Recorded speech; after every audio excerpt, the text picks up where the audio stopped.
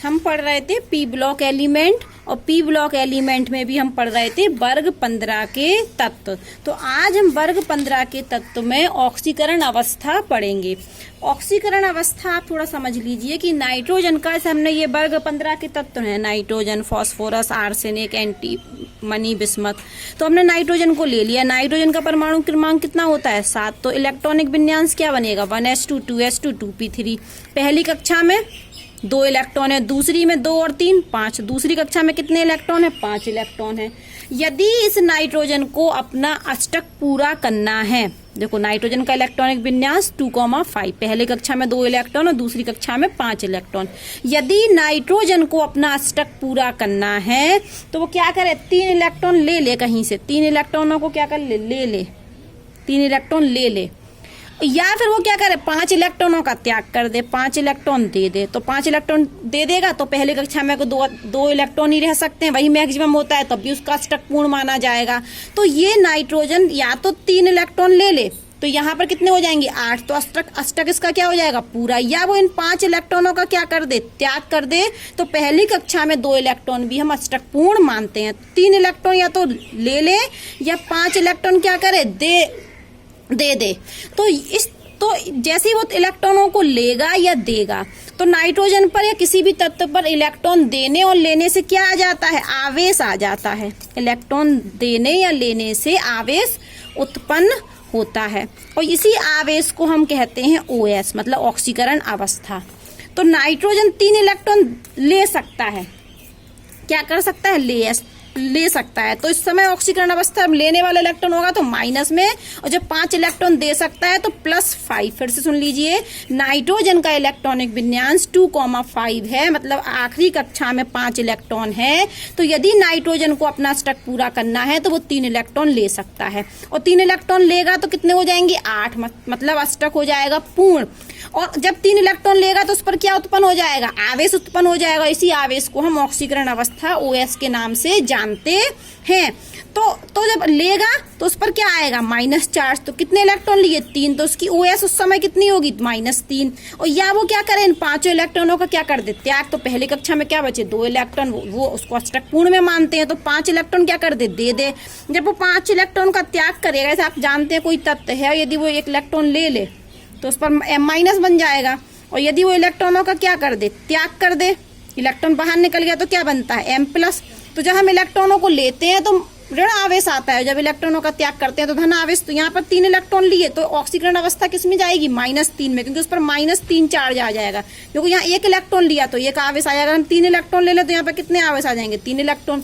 ठीक है, इसलिए जब 3 इलेक्ट्रॉन लेगा तो ऑक्सीकरण अवस्था क्या होगी? -3। जब 5 इलेक्ट्रॉन देगा तो ऑक्सीकरण अवस्था होगी +5। तो यहां से ये बात निकल के आई कि ग्रुप 15 के तत्वों का जो ऑक्सीकरण अवस्था होती है वो -3 से 5 तक हो सकती है। मतलब -3 से 5 तक, इसका अर्थ समझे? -3 से 5 तक का, कि -3, उसके बाद क्या हो सकता है? -2B, -1B, 0B, +1B, +2B, +3B, +4B और +5B। ये चीज कह रहे हैं हम कि ग्रुप 15 के तत्वों की जो ऑक्सीकरण अवस्था है वो -3 से +5 तक हो सकती है। और ये कैसे निकाला हमने, ये भी बता दिया। ठीक है, तो इलेक्ट्रॉन लेने या देने से तत्व पर क्या आ जाता है? आवेश उत्पन्न होता है, उसी को हम OS के नाम से जानते हैं। तो ऑक्सीकरण अवस्था ग्रुप 15 के तत्वों की कितनी होती है? -3 से +5 तक। ठीक है, तो ये इतनी हो सकती है कुछ भी। लेकिन ग्रुप 15 के जो तत्व होते हैं उनका सामान्य ऑक्सीकरण अवस्था इतनी हो सकती है, मैंने कहा इतनी सारी हो सकती हैं, लेकिन कौन कौन सी प्रदर्शित कर सकते हैं? -3, +3 और +5। मैंने अभी बोला कि ग्रुप 15 के तत्व की जो ऑक्सीकरण अवस्था होती है वो -3 से +5 तक हो सकती है। लेकिन सामान्यतः ग्रुप 15 के तत्व कौन सी ऑक्सीकरण अवस्था प्रदर्शित करते हैं? -3 करते हैं, +3 करते हैं और +5 करते हैं। मतलब ये रेड पेन से जो मैंने लिखी है ये सब हो सकती हैं, लेकिन इनमें से इस तत्व के, इस वर्ग के तत्व -3 को प्रदर्शित करते हैं, +3 को प्रदर्शित करते हैं और +5 को प्रदर्शित करते हैं। तो ये इनकी क्या है, समान ऑक्सीकरण अवस्था। ये इंपॉर्टेंट है कि ग्रुप 15 के तत्वों की समान ऑक्सीकरण अवस्था कितनी होती है, -3 +3 और +5। और हो कितनी सकती, -3 से +5 तक हो सकती है। मतलब नाइट्रोजन की +1 भी हो सकती है, +1 इसके बीच में आ रहा है, लेकिन सामान्यतः कौन सी करते हैं, -3 +3 और +5। ये है हमारा 15 ग्रुप। अब इसमें भी सुन लीजिए, यहाँ भी कुछ नियम है कि जो पहला पॉइंट है कि जो -3 वाली OS होती है, OS का मतलब होता है ऑक्सीकरण अवस्था को अंग्रेजी में बोलते हैं ऑक्सीडेशन स्टेट, इसलिए हम शॉर्टकट में क्या बोलेंगे, बार बार OS। तो आप ध्यान रखना। तो जो -3 वाली जो OS होती है वो वर्ग में ऊपर से नीचे आने पर घटती है, वर्ग में ऊपर से नीचे आने पर घटती है। घटती मतलब कि नाइट्रोजन तो -3 प्रदर्शित करेगा, लेकिन बिस्मथ -3 वाली OS को प्रदर्शित नहीं करेगा, क्योंकि इनकी इन पांचों तत्वों की होती कितनी है, -3 +3 और +5। लेकिन हमने कहा कि जो -3 वाली OS है वो जैसे जैसे हम ग्रुप में नीचे आते हैं तो उसकी क्या होती है, वो जाने पर उनकी स्टेबिलिटी घटती है। क्या घटती है, स्टेबिलिटी घटती है। मतलब उस कंपाउंड की क्या घटती है, स्टेबिलिटी। तो ये बिस्मथ जो होगा वो -3 OS को शो नहीं करेगा। ठीक है, दूसरा पॉइंट सुनिए, जो +3 वाली है, देखो -3 की ऊपर से नीचे आने पर स्टेबिलिटी घटती है, मतलब नीचे वाले तत्व जो होंगे वो -3 ऑक्सीकरण अवस्था को प्रदर्शित नहीं करेंगे, जबकि ऊपर वाले तत्व -3 ऑक्सीकरण अवस्था को प्रदर्शित करेंगे। अब +3 का सुनिए, +3 जो OS होती है वो वर्ग में ऊपर से नीचे आने पर इसकी स्टेबिलिटी, मतलब यौगिक जो बनेगा +3 OS वाला, उसकी स्टेबिलिटी क्या होती है, बढ़ती है। तो ऊपर वाले तो +3 को करें या ना करें, लेकिन नीचे वाले जो तत्व होते हैं वो +3 वाले OS से जो कंपाउंड बनेगा उस कंपाउंड की स्टेबिलिटी बहुत ज्यादा होगी। तो -3 OS को नीचे वाले तत्व प्रदर्शित नहीं करते, जबकि +3 वाले को और ज्यादा प्रदर्शित करते हैं। और एक और पॉइंट है कि +5 जो OS होता है वो भी वर्ग में ऊपर से नीचे जाने पर क्या होता है, घटती है। तो +5 भी ये नहीं करेंगे शो, केवल बिस्मथ एक कंपाउंड बनाता है BiF5, जिसमें बिस्मथ की कितनी होती है, +5 OS। तो Bi सिर्फ एक कंपाउंड बनाता है +5 वाले, और +3 वाले बहुत सारे बनाता है। कुछ समझ में आया, मैंने कहा कि +3 की ऊपर से नीचे आने पर बढ़ती है, तो Bi +3 ऑक्सीकरण अवस्था वाले बहुत सारे कंपाउंड बनाता है, और +5 जो होता है वो OS +5 की वाली OS वर्ग में ऊपर से नीचे आने पर क्या होती है, घटती है। तो +5 यहाँ पर OS क्या होगी, इसका स्टेबिलिटी क्या है, घट रही है। तो Bi सिर्फ एक ही +5 वाला यौगिक बनाता है, वो यौगिक ये है। इस यौगिक में ही Bi की, बिस्मथ की सिर्फ +5 OS होती है, इसके अलावा किसी में भी Bi की +5 OS नहीं होती है। और +3 की स्टेबिलिटी बहुत बढ़ती है वर्ग में ऊपर से नीचे आने पर। तो सीधी बात यह है कि इनकी होनी तो चाहिए थी, इसकी ये भी कर सकता -3 +3 और +5, लेकिन -3 वाला नीचे वाला नहीं करते हैं, -3 वाले को नहीं करते हैं, +5 वाले को भी नीचे वाले नहीं करते हैं, लेकिन +3 वाले को नीचे वाले बहुत अच्छी तरीके से प्रदर्शित करते हैं। तो एक अक्रिय युग्म प्रभाव भी होता है। एक अक्रिय युग्म प्रभाव क्या होता है कि ये कौन सा समूह है, 15वां समूह। तो वैसे इसके बाहरी कोश में कितने इलेक्ट्रॉन होते हैं, 5 होते हैं। तो मोस्टली इनका 5 बनाना चाहिए। ग्रुप 15 है तो 5 है इनका, तो +5 इनको शो करना चाहिए। इनकी बाहरी कोश में कितने इलेक्ट्रॉन है, 5। तो क्या होता है कि समूह ऑक्सीकरण अवस्था से, समूह ऑक्सीकरण अवस्था कहलाती समूह वाली 5।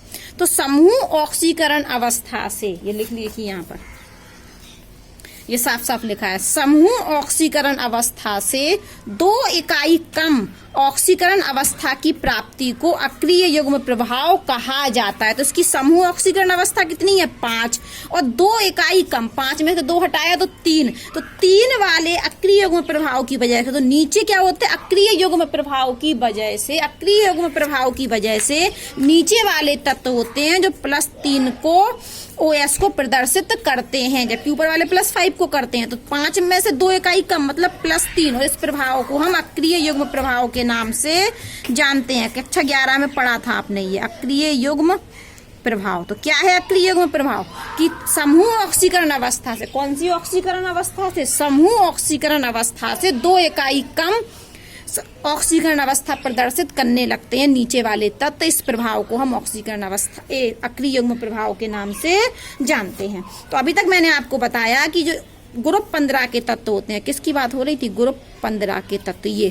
तो ये ग्रुप 15 के तत्वों की ऑक्सीकरण अवस्था -3 से +5 तक हो सकती है, लेकिन सामान्यतः ये जो ग्रुप 15 के तत्व होते हैं ये 3 ऑक्सीकरण अवस्था प्रदर्शित करते हैं। कौन कौन सी? -3, +3 और +5। फिर मैंने कहा कि ऊपर से नीचे आने पर वर्ग में जो -3 OS होती है ऑक्सीकरण अवस्था, उसकी भी स्टेबिलिटी घटती है, मतलब नीचे वाले तत्व -3 को प्रदर्शित नहीं करते। उसी प्रकार से +5 वाले की भी ऊपर से नीचे आने पर +5 वाले भी शो नहीं करते। स्टेबिलिटी क्या होती? बने यौगिक की कम होती जाती है। तो सिर्फ एक ही कंपाउंड बनाता है Bi, जिसमें Bi की OS कितनी होती है?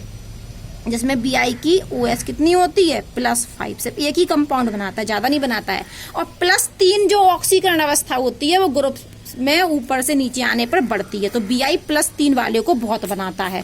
फिर मैंने आपको बताया कि इसकी समूह ऑक्सीकरण अवस्था जो है वो 5 है, और नीचे वाले तत्व अपनी समूह ऑक्सीकरण अवस्था से 2 इकाई कम वाले को प्रदर्शित करने लगे, तो इस प्रभाव को हम अक्रिय युग्म प्रभाव के नाम से जानते हैं। अब एक नई बात सीखिए आप। नई बात क्या है? कि जो आपका एक असमानुपाती अभिक्रिया होती है, असमानुपात अभिक्रिया वे अभिक्रियाएं होती हैं जिनमें एक ही तत्व का ऑक्सीकरण हो रहा हो और एक ही तत्व का क्या हो रहा हो? अपचयन। तो असमानुपात वे अभिक्रियाएं होती हैं जिनमें एक ही तत्व का ऑक्सीकरण हो रहा हो और एक ही तत्व का अपचयन हो रहा हो। अब हम यहाँ पर एक अभिक्रिया लिख रहे हैं। अभिक्रिया लिखने के पहले आपको हम ऑक्सीकरण अवस्था निकालना सिखा रहे हैं। ये कक्षा 11 का बात है। ये HNO2 और दूसरा कंपाउंड लिया हमने HNO3। ये क्या लिखा मैंने? HNO3 और एक लिखा मैंने NO। मैंने कहा कि यहाँ भी नाइट्रोजन की ऑक्सीकरण अवस्था निकालो, यहाँ भी निकालो, यहाँ भी निकालो। किसको आती है ऑक्सीकरण अवस्था निकालना? OS। किसी को आती है? कक्षा 11 में सीखा था। तो सबसे पहले जिसकी हमें निकालनी होती है उसको तो मान लेते हैं हम X, और H की कितनी होती है? 1, और इसको नाइट्रोजन को कितनी मान ली हमने? X, और ऑक्सीजन की कितनी होती है? -2। कितने ऑक्सीजन है? 2। तो 2 गुणे -2 बराबर में क्या मानते हैं हम? 0। तो यहाँ से कितना हुआ? 2 दूनी 4, -4 और +1। तो -4 और +1 कितना होगा? -3। तो X -3 आएगा, तो मतलब यहाँ पर 0। तो X का मान कितना आया? 3। तो यहाँ पर जो नाइट्रोजन की, किसमें? HNO2 में नाइट्रोजन की OS कितनी निकली? +3। ऐसे ही जब आप यहाँ निकालोगे तो इसमें नाइट्रोजन की OS निकलेगी +5 और इसमें निकलेगी नाइट्रोजन की OS +2। ठीक है, इसी मेथड से निकालना है। कक्षा 11 में ये मेथड हम आपको पढ़ा चुके हैं। तो अब हमने देख लिया कि HNO2 में नाइट्रोजन की कितनी होती? +3, HNO3 में नाइट्रोजन की +5 और NO में +2 होती है। अब हम एक अभिक्रिया लिख रहे हैं। एक अभिक्रिया है ये HNO2 हमने बनाया, इसको लिया, इसकी अभिक्रिया कर दी तो बन गया HNO3। इसके हमने 3 अणु लिए थे, गर्म कर दिया, और यहाँ पर ये H2O और संग में 2NO बना। तो अभी मैंने बताया कि यहाँ पर जो ऑक्सीकरण अवस्था है वो +3 है, और यहाँ जो ऑक्सीकरण अवस्था है वो +2 है, और यहाँ ऑक्सीकरण अवस्था कितनी है? +2। तो आप देख रहे हो ये नाइट्रोजन है, एक ही रिएक्शन है। इस रिएक्शन में नाइट्रोजन की +3 से कितनी हो गई? +5। मतलब OS में क्या हो गई? वृद्धि। मतलब ये क्या हो गया? इसका ऑक्सीकरण। और यहीं आप देख रहे हैं कि +3 से दोबारा में +3 से कितनी हो गई? +2। तो ये क्या हुआ? OS में कमी हो गई। कमी मतलब क्या हो गया? रिडक्शन हो गया। तो इस अभिक्रिया में आप देख रहे हो कि एक ही तत्व का ऑक्सीकरण भी हो रहा है और एक ही तत्व का नाइट्रोजनी का ऑक्सीकरण हो रहा है और नाइट्रोजनी का क्या हो रहा है? रिडक्शन। तो इस प्रकार की अभिक्रियाओं को हम कहते हैं असमानुपात अभिक्रिया। असमानुपात अभिक्रिया, ठीक है। तो ऐसी अभिक्रियाएं जिनमें एक ही तत्व का ऑक्सीकरण भी हो रहा हो और अपचयन भी हो रहा हो, इस प्रकार की अभिक्रियाओं को हम असमानुपात अभिक्रिया के नाम से जानते हैं। तो यहाँ पर हम क्या बताना चाह रहे हैं कि असमानुपात अभिक्रियाओं में नाइट्रोजन की जो OS होती है वो +1 से +4 भी प्रदर्शित करता है। नाइट्रोजन, वैसे हमने क्या कहा था कि सामान्य ऑक्सीकरण अवस्था कितनी होती नाइट्रोजन की, नाइट्रोजन परिवार की -3, +3 और +5। अभी मैंने बोला कि ये तत्व जो होते हैं उनकी जो सामान्य ऑक्सीकरण अवस्था होती है वो -3, +3 और +5। उसमें भी क्रम था कि -3 भी नीचे जाने पर घटती जाती है, नीचे के तत्व -3 को प्रदर्शित नहीं करते और +5 वाले को भी बहुत कम करते। किसको प्रदर्शित करते? +3 वाले को। और इनकी समूह ऑक्सीकरण अवस्था 5 होती है, तो 5 से 2 इकाई कम वाले क्रियायुग्म प्रभाव। तो अब हम कह रहे हैं कि अभी मैंने कहा कि नाइट्रोजन की -3 होती है, +3 होती है, +5 होती है। अब हम कह रहे हैं कि नाइट्रोजन की OS +1 से +4 भी होती है, मतलब +1 को भी शो कर सकते, +2 को भी शो कर सकते, +3 को भी कर सकते, +5 को भी। कब करते हैं? तो नाइट्रोजन +1, +2, +3, +4 ऑक्सीकरण अवस्था को भी प्रदर्शित करते हैं, लेकिन ये कब करते हैं? असमानुपात अभिक्रिया में करते हैं। किताब में साफ साफ लिखा है कि असमानुपात अभिक्रियाओं में नाइट्रोजन +1, +2, +3 और +4 ऑक्सीकरण अवस्था प्रदर्शित करते हैं। अब हम पढ़ने वाले हैं नाइट्रोजन का असमान व्यवहार। देखो ये है एक परिवार, ये एक ग्रुप है, एक वर्ग है। तो इस वर्ग में सभी तत्वों के जो गुण होते हैं वो एक से होने चाहिए, लेकिन पाया गया कि नाइट्रोजन अपने ही समूह से असमान व्यवहार प्रदर्शित करता है। जब आवर्त सारणी बनाई गई तो जो एक से तत्व थे उन्हीं को तो एक समूह में रखा गया, और अब ये नाइट्रोजन अपने ही समूह से, मतलब अपनी ही फैमिली से क्या करता है? असमान व्यवहार प्रदर्शित करता है। मतलब जो गुण इनमें है वो इसमें नहीं है। तो क्या क्यों होता है? ऐसा क्यों होता है? तो अब हमें पढ़ना है कि नाइट्रोजन असमान व्यवहार क्यों प्रदर्शित करता है। तो हमें पढ़ना है नाइट्रोजन का असमान व्यवहार, ठीक है। ये अपने ही परिवार, अपने ही ग्रुप से असमान व्यवहार प्रदर्शित करता है। तो क्यों करता है? रीजन सुनिए। सबसे पहला रीजन है कि इसका आकार है बहुत छोटा। अपने ग्रुप में इसका आकार बहुत छोटा है, छोटे आकार के कारण ये असमान व्यवहार प्रदर्शित करता है। दूसरा, इसकी इलेक्ट्रोनेगेटिविटी ईएन विद्युत ऋणात्मकता क्या होती है? बहुत ज्यादा होती है अपने परिवार से। तो नाइट्रोजन अपने परिवार में क्या है? छोटा है, इसलिए असमान व्यवहार प्रदर्शित करता है, और इसकी इलेक्ट्रोनेगेटिविटी भी क्या है? बहुत ज्यादा है सब अपने परिवार के तत्वों से। तीसरा है कि इसकी आयनन ऊर्जा का मान ज्यादा है। आयनन EI का मतलब है आयनन ऊर्जा, मतलब आयनन विभव का मान ज्यादा है। क्यों ज्यादा है? क्योंकि भैया इसका वो हाफ फिल्ड होती है। और सबसे मेन कारण है कि इस ग्रुप 15 के सभी तत्वों में D और F ऑर्बिटल उपस्थित है। कौन सी ऑर्बिटल? D और F ऑर्बिटल। जबकि नाइट्रोजन एक ऐसा तत्व है जिसमें D ऑर्बिटल उपस्थित नहीं है। तो चौथा पॉइंट है कि इसमें D एंड F ऑर्बिटल क्या है? अनुपस्थित, उपस्थित नहीं होती है। और एक कारण और है, पांचवा, कि ये पी-पाई बंध बनाता है। 5 कारण है। नाइट्रोजन का आकार बहुत छोटा है अपने ग्रुप के तत्वों से, इलेक्ट्रोनेगेटिविटी बहुत ज्यादा है, आयनन ऊर्जा का मान ज्यादा है, और नाइट्रोजन में D और F ऑर्बिटल नहीं होते हैं, और नाइट्रोजन पी-पाई बॉन्ड बनाता है, जबकि ये वाले तत्व पी-पाई बॉन्ड नहीं बना पाते क्योंकि इनका आकार क्या होता है? बड़ा होता है। इसलिए अतिव्यापन में क्या होती है? दिक्कत। तो सामान्यतः जो नाइट्रोजन होता है वो अपने ही इन्हीं 5 कारण की वजह से नाइट्रोजन अपने ही ग्रुप से असमान व्यवहार प्रदर्शित करता है। अब हमको पढ़ना है कि इस ग्रुप के तत्वों की रिएक्टिविटी।